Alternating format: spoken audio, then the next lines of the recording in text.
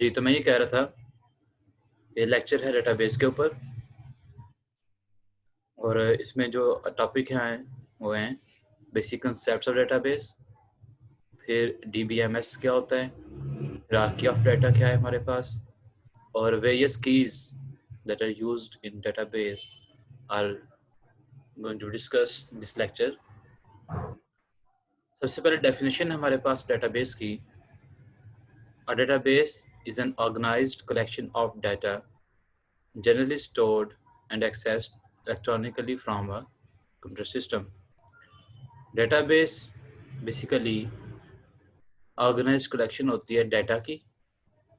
Data को आप अच्छे तरह से मैनेज करें, उसे ऑर्गेनाइज कर लें, ठीक है, और उसे फिर इलेक्ट्रॉनिकली आप कंप्यूटर सिस्टम के ज़रिए एक्सेस करेंगे तो वो क्या होता है, डेटाबेस होता है. Well organised collection of data is called database. Where databases are more complex, they are often developed using formal design and modeling techniques. चूँकि जो databases हैं वो उनका सिस्टम थोड़ा कम्प्लेक्स होता है, ठीक है, तो इसलिए हमारे पास डिफरेंट डिज़ाइनिंग टेक्निक्स हैं, डिफरेंट मॉडलिंग टेक्निक्स हैं जिनको हम यूज़ करके डेटाबेसेस को डिज़ाइन करते हैं, क्रिएट करते हैं.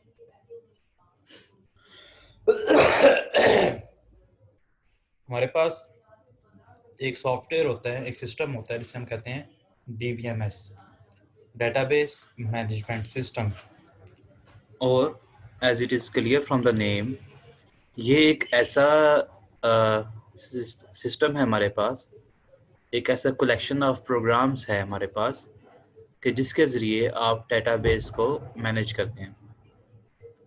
DBMS is a group of programs used as an interface between database and its users and other application programs. तो बेसिकली DBMS आपको इंटरफेस प्रोवाइड करता है डेटाबेस के साथ. यानी by using DBMS you can interact with your database and other application programs that are being used along with database. The database management system is a software that interacts with end users, applications, and the database itself to capture and analyze data. आसान लफ्ज़ों में बताऊँ आपको तो database बनाने के लिए, database को यूज़ करने के लिए, डेटाबेस को मॉडिफाई करने के लिए आपके पास जो कलेक्शन ऑफ प्रोग्राम्स होते हैं उन्हें हम DBMS कहते हैं, डेटाबेस मैनेजमेंट सिस्टम कहते हैं. कुछ हमारे पास पॉपुलर डेटाबेस मैनेजमेंट सिस्टम्स हैं like Microsoft Access, SQL server, Oracle and my SQL. ये कुछ पॉपुलर हमारे पास DBMS हैं. हमारे पास एक टर्म है डेटाबेस एडमिनिस्ट्रेशन की, and it is a function of managing and maintaining database management system software. DBMS को मैनेज करने का और मेंटेन करने का जो फंक्शन है इसे डेटाबेस एडमिनिस्ट्रेशन कहते हैं. And database administration is the person that do the database administration. हमारे पास एक स्किल्ड पर्सन है, हमारे पास एक प्रोफेशनल पर्सन है, और वो क्या कर रहा है, वो आपके डेटाबेस की एडमिनिस्ट्रेशन कर रहा है. और डेटाबेस एडमिनिस्ट्रेशन से क्या मुराद है, इससे मुराद है DBMS को मैनेज करना, मेंटेन करना. अगर आप डेटाबेस अपना मैनेज नहीं करते, अपनी ऑर्गेनाइजेशन का डाटा मैनेज नहीं करते, तो उससे क्या नुकसान आपको हो सकते हैं, ठीक है. तो द फर्स्ट एंड ऑल कि पहले देखते हैं डाटा मैनेज ना करने के क्या नुकसान है, फिर हम देखेंगे कि डाटा को मैनेज करने के फ़ायदे क्या होते हैं. तो फर्स्ट करें, आप किसी कंपनी में आप किसी ऑर्गेनाइजेशन में एक मैनेजिंग पोस्ट पे बैठे हुए हैं, ठीक है, और आपने क्या करना है कि आपने अपने एम्प्लॉयज़ को सैलरी देनी है, उन्हें पे करना है अपने हर महीने, ठीक है. तो अब ऐसे में अगर आप इस चीज़ का रिकॉर्ड नहीं रखते, आपने किस पर्सन को कितना पे कर दिया है, तो आप कैसे मतलब मैनेज करेंगे सारी चीज़ें? आपको कैसे पता चलेगा कि किस एम्प्लॉय को सैलरी दे दी है, किस एम्प्लॉय की सैलरी रहती है, ठीक है ना? इसके अलावा सेंड आउट बिल्स जो होते हैं, सेंड आउट बिल से क्या मुराद है? सेंड आउट बिल से मुराद ये है कि जब आप ऑर्डर करते हैं किसी चीज़ का, ज़ाहिर है जो आपके सप्लायर्स वगैरह होते हैं, उन सप्लायर्स को आप पैसे भी देते हैं उनको, ठीक है ना? आप एक कंपनी में जो मतलब सप्लायर हैं आपकी कंपनी में डिफरेंट मटेरियल के, उन्हें पे करना होता है। तो इस चीज़ का रिकॉर्ड भी रखा रहता है कि किस पर्सन को आपने कितना पे कर दिया है और कितना रह गया पे करने वाला बाकी, ठीक है ना? इस तरह इन्वेंट्री को मैनेज करने के लिए भी आपको ज़रूरत होती है डाटा को मैनेज करने की। इन्वेंट्री से मुराद ये है कि आपके पास स्टोर में कितना डाटा पड़ा हुआ है। मिसाल के तौर पे मतलब कि स्टॉक में आपके पास कितना माल पड़ा हुआ है, वो इन्वेंट्री होती है। मिसाल के तौर पे जी मैं कह रहा था कि एक कंपनी है जो कि क्रिकेट बैट बनाती है, ठीक है? अब वो क्रिकेट बैट बना रही है, तो उसे ज़ाहिर है उसे मटेरियल चाहिए क्रिकेट बैट बनाने के लिए, लाइक लकड़ी वगैरह चाहिए उसे। तो उसके लिए बड़ा ज़रूरी है कि वो अपना स्टॉक मैनेज रखे, ठीक है? स्टॉक मैनेजमेंट से क्या मुराद है कि वो इस चीज़ का ध्यान रखे कि उसे किस किस मटेरियल की रॉ मटेरियल की रिक्वायरमेंट है अभी, और कौन सा रॉ मटेरियल अब से रिक्वायर्ड नहीं है। इसके अलावा अगर आप देखें तो produce information to assist managers in decision making. इसके अलावा आप डेटाबेस अपना मैनेज करते हैं, आप डाटा आप अच्छी तरह से मैनेज कर रहे हैं, तो ऐसे में क्या है कि डिसीजन मेकिंग में भी आपकी बहुत हेल्प करता है डाटा मैनेजमेंट। यानी जो मैनेजर्स होते हैं, जो डायरेक्टर्स होते हैं कंपनी के, they can make different decisions by looking at the data of their organisation. यानी कि वो ये चेक कर सकते हैं डाटा देखने के बाद कि नंबर ऑफ ऑर्डर्स उन्हें कितने आए हुए हैं, ठीक है? और नंबर ऑफ प्रोडक्शन कितनी जा रही है कंपनी में, उन्हें कितना मटेरियल प्रोड्यूस कर रहे हैं और उन्हें ऑर्डर उतने कितना आया हुआ है। तो क्या उन्हें नया मज़ीद मतलब प्रोडक्शन करने की ज़रूरत है या नहीं, ठीक है? या वो ये चेक कर सकते हैं कि उनके पास रॉ मटेरियल कितना बाकी है और उन्होंने कितनी अभी तक प्रोडक्शन करनी है। तो इस तरह के डिसीजंस लिए जा सकते हैं by looking at the data. Then we have hierarchy of data. इसमें देखें सबसे जो स्मॉलेस्ट यूनिट है हमारे पास, वो कैरेक्टर्स हैं, and then field, record, file और डाटाबेस। वन वन हम इसको डिस्कस करते हैं together. Character, field, record, files and database form the hierarchy of data. वो कह रहे हैं कि कैरेक्टर, फील्ड, रिकॉर्ड, फाइल्स और डाटाबेस मिलके हायरार्की ऑफ डाटा क्रिएट करते हैं। कैरेक्टर क्या है? Character is the basic building block of information consisting of uppercase letter, lowercase letter, numeric digit और special symbols। के जो कैरेक्टर्स होते हैं ये बेसिक बिल्डिंग ब्लॉक्स होते हैं इंफॉर्मेशन के, और इसमें ए बी सी होती है, यानी अल्फ़ाबेट्स होते हैं, upper case, lower case, numbers होते हैं और स्पेशल सिंबल्स होते हैं। जैसे आप ये देखें यहाँ पे, तो एक कैरेक्टर लिखा हुआ है 1000 100, तो ये लेटर एफ है एएस या ए कोड के अंदर, ऑक्सी कोड के अंदर ये लेटर एफ कंसीडर होता है। एंड जब आप एफ को कन्वर्ट करेंगे बाइनरी में, तो वो ये इसका कोड बन जाएगा, ये this is the character. Then we have field. Field कहते हैं कॉम्बिनेशन ऑफ वन और मोर कैरेक्टर्स, यानी कि आपस में रिलेटेड कैरेक्टर्स की जो कॉम्बिनेशन बनती है उसे हम कहते हैं कि ये एक फील्ड है।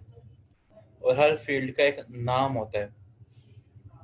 जैसे मिसाल के तौर पे आप टेबल के अंदर देखते हैं कि स्टूडेंट नेम, फिर फादर नेम, फिर रोल नंबर, क्लास। तो ये जो कॉलम के ऊपर लिखा होता है ना स्टूडेंट नेम, वो उसका फील्ड का नाम है। यानी कि उस फील्ड में स्टूडेंट का नाम आएगा। जहाँ पे लिखा है फादर नेम, तो वो उसका फील्ड नेम फादर नेम, यानी कि वहाँ पे फादर नेम आएगा। ठीक है ना।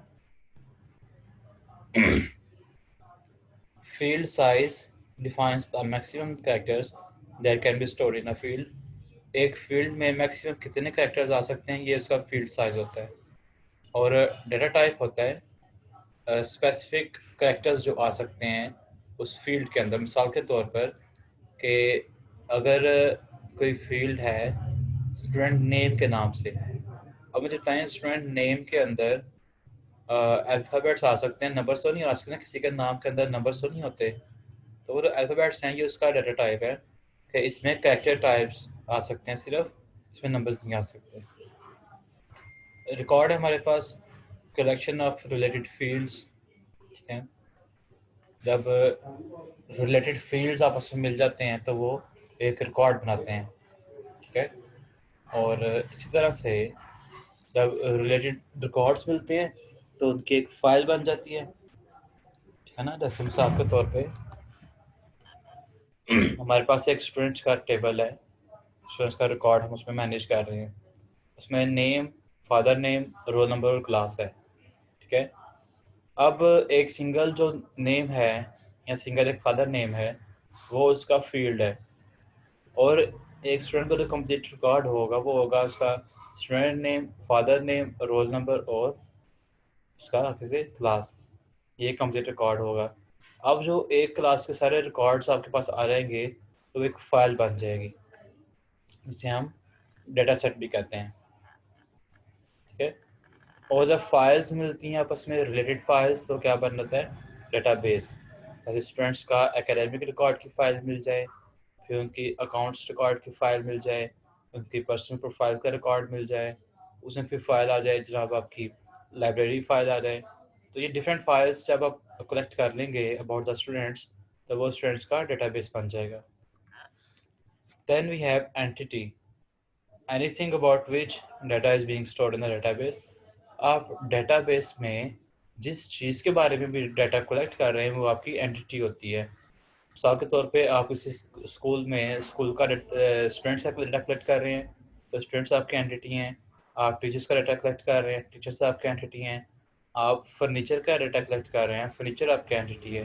तो anything about which we are collecting the data in the database is called entity of the database. ठीक है। एट्रीब्यूट क्या होता है? Attribute is the characteristics of an entity. एक एंटिटी की कोई भी कैरेक्टरिस्टिक है वो उसकी एट्रीब्यूट कहलाता है। मिसाल के तौर पे है स्टूडेंट्स हमारी एंटिटी है, यानी हम स्टूडेंट्स के बारे में डेटा कलेक्शन कर रहे हैं। अब स्टूडेंट का नेम उसका एट्रीब्यूट है, स्टूडेंट का फादर नेम उसका एट्रीब्यूट है, स्टूडेंट का रोल नंबर, उसकी क्लास, और आप कह सकते हैं लाइक उसका जेंडर। बस जो भी इंफॉर्मेशन आपने कलेक्ट करनी है अबाउट द स्टूडेंट वो फिर आपका एट्रीब्यूट हो जाएगा। और एक एट्रीब्यूट की कोई भी स्पेसिफिक वैल्यू जो होती है उसे हम डेटा आइटम कहते हैं। मिसाल के तौर पे इस टेबल को देखें। इस टेबल में यहाँ पे जो लिखा हुआ है जॉन, JOHNS। अब इसमें जे एक करेक्टर है, ओ करेक्टर है, एच करेक्टर है, एन करेक्टर है, एस एक सिंगल करेक्टर है। ठीक है। अब जब ये रिलेटेड करेक्टर्स मिल जाते हैं तो ये एक फील्ड बन गए। ये जॉन एक फील्ड है, बिल एक फील्ड का नाम है, 257 ये एक फील्ड है। और फील्ड का नेम क्या है? Employee number, last name, first name, hire date, department number. यानी 257 इस फील्ड का नाम क्या है? Department number. बिल इस फील्ड का नाम क्या है? First name. ठीक है। अब collection of related field is called a record. ये भी फील्ड, ये वाली फील्ड, ये और ये और ये सारी फील्ड्स जब आपस में मिल जाएंगी तो एक रिकॉर्ड बन जाएगा। यानी कि हमारे पास ये एक रिकॉर्ड है, उसके बाद नेक्स्ट ये रिकॉर्ड है, उसके बाद नेक्स्ट ये तीसरा रिकॉर्ड है हमारे पास। ठीक है। 3 रिकॉर्ड्स हैं इधर। अब collection of related records is called a file. ये जो 1 2 3 रिकॉर्ड्स की कलेक्शन है ये एक फाइल बन गई है। इस तरह से ही मल्टीपल फाइल्स जब मिलती हैं तो डेटाबेस बन जाता है आपके पास। ठीक है जी। अब इसमें देखें हमने ये एम्प्लॉयज़ के बारे में रिकॉर्ड क्लिक किया हुआ है। तो जो एम्प्लॉयज़ हैं हमारे, वो क्या हैं यहाँ पे? एंटिटी। एम्प्लॉय हमारी एंटिटी है क्योंकि हम एम्प्लॉय का डाटा कलेक्ट कर रहे हैं, और हर एक एम्प्लॉय के डिफरेंट कैरेक्टरिस्टिक्स है हमारे पास, यानी एम्प्लॉय नंबर है, उसका लास्ट नेम, फर्स्ट नेम है, हायर डेट। तो ये जो उसकी कैरेक्टरिस्टिक्स हैं, ये उसके एट्रीब्यूट्स हैं। यानी एम्प्लॉय की कैरेक्टरिस्टिक्स है एम्प्लॉय नंबर, तो ये उसका एक एट्रीब्यूट है। एम्प्लॉय कैरेक्टरिस्टिक है लास्ट नेम, तो लास्ट नेम उसका एक एट्रीब्यूट है। तो बेसिकली हमें बस 1 2 3 4 और 5 एट्रीब्यूट्स हैं, और जब हम टेबल में डाटा पुट करते हैं तो वो उसका, आप कह सकते हैं कि कॉलम्स कॉलम्स रिप्रेजेंट करते हैं एट्रीब्यूट्स को, और रोज रिप्रेजेंट करते हैं रिकॉर्ड्स को। ठीक है, ये एंटिटीज़ के रिकॉर्ड्स हैं डिफरेंट, और ये जो एट्रीब्यूट्स हैं उसके यानी फील्ड्स, और ये की फील्ड है। अब देखें यहाँ पे न्यूमेरिकल डाटा आ रहा है, यहाँ पे अल्फ़ाबेट्स पे डाटा आ रहा है, तो ये इसकी डोमेन है, यानी कि हम सिर्फ इसी टाइप का डाटा यहाँ पे एंटर कर सकते हैं, ये इसका डाटा टाइप है। आज का लेक्चर इतना ही था फ़िलहाल के लिए। अगर इसमें कोई क्वेश्चन है तो मुझसे पूछ लें, बाकी फिर इंशाल्लाह बाद में करते हैं।